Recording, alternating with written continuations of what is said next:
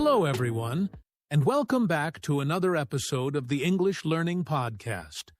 I'm your host, Jason, and today we have a very exciting topic that will help you improve your English faster. Hi, everyone. I'm Julia, your co-host, and today we're going to talk about something that every English learner struggles with at first, learning English vocabulary. Yes, vocabulary is the heart of learning English.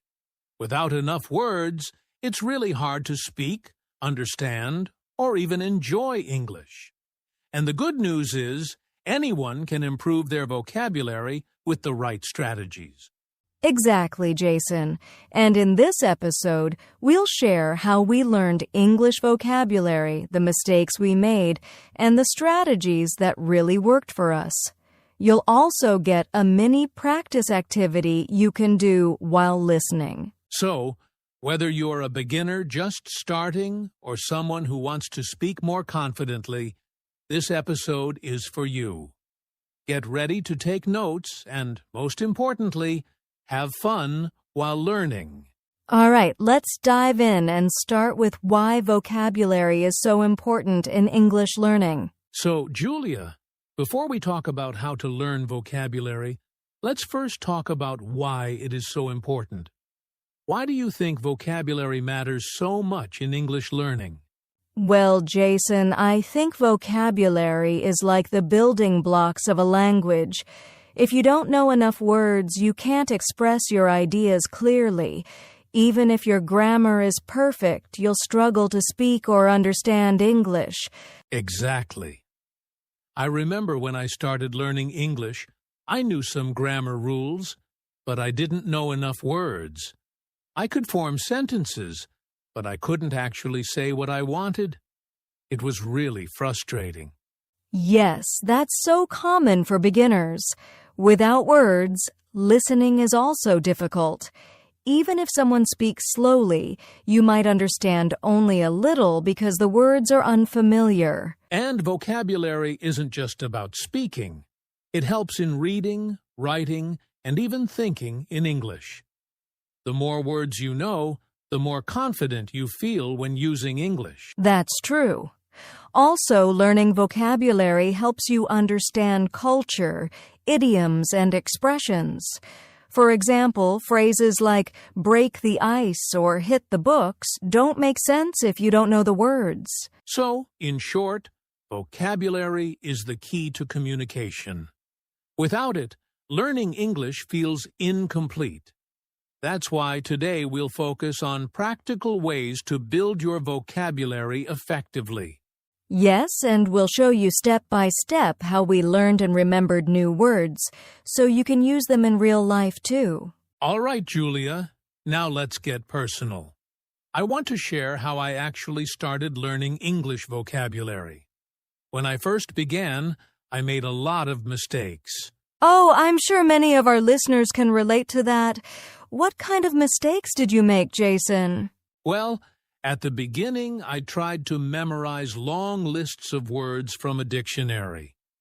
I would write down 20 or 30 new words every day, but I quickly forgot most of them. Yes, that's something I've seen too. Memorizing words without context doesn't really help. You might remember them for a few hours, but then they disappear from your memory. Exactly. I realized I needed a better approach. So I started with simple words that I could use every day, like words for food, daily activities, and common expressions. That's a smart start. I did the same thing. Instead of trying to learn difficult words at first, I focused on words I would actually use in real conversations. And another thing I did was pay attention to words I heard in songs, TV shows, or podcasts. I would write them down and try to use them in my own sentences.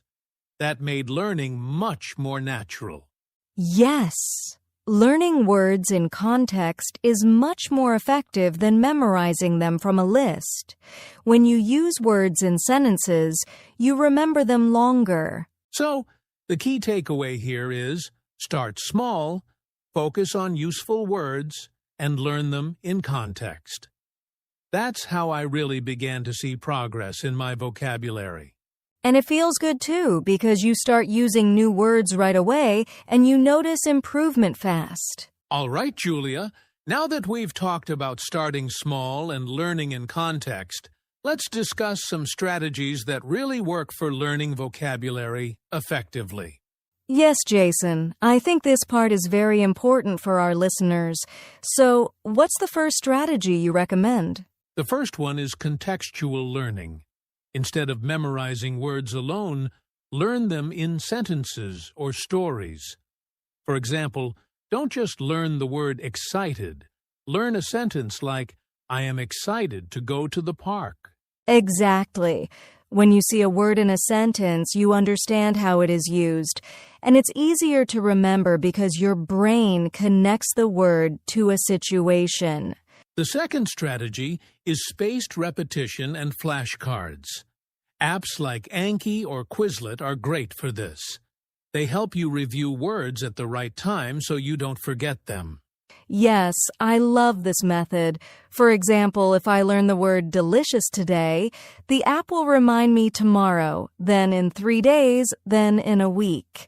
This repetition helps the word stick in your memory. The third strategy is reading and listening.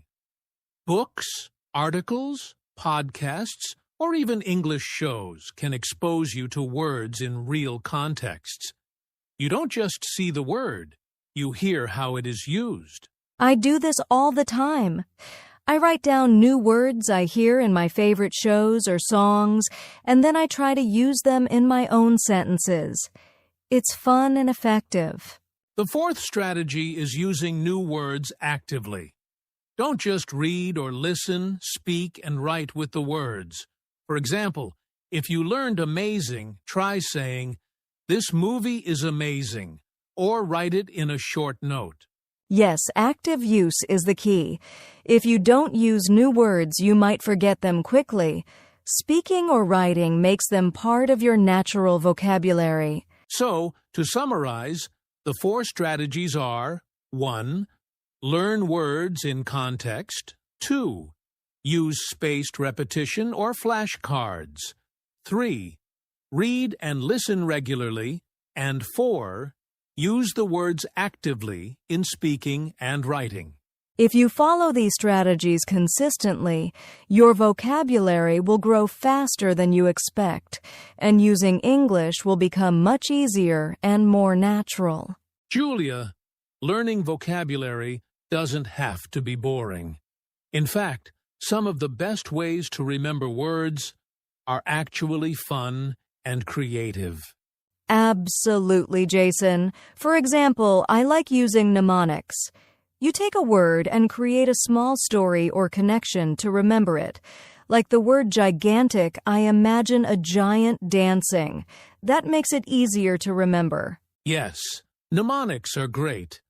Another way is visual learning. Draw a small picture or use sticky notes with images. Your brain remembers pictures faster than just words.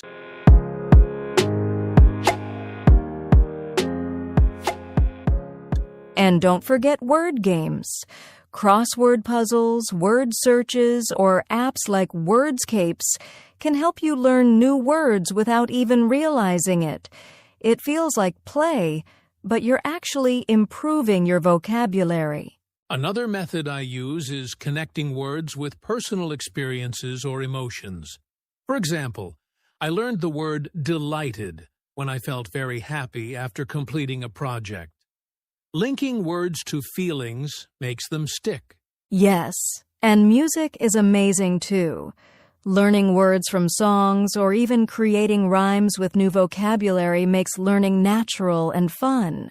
So, the takeaway is, make learning enjoyable.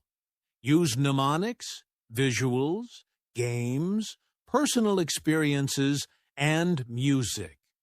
When you enjoy the process, words stay in your memory much longer. Julia, we've talked about strategies and fun ways to remember words. But now, let's talk about something very important. Building a daily routine for vocabulary learning. Yes, Jason. I think this is the step where many learners struggle. It's not just about knowing the strategies, but actually practicing every day. Exactly. For me, I started with a very simple routine. Every day, I would spend just 15 to 30 minutes learning new words. That's it.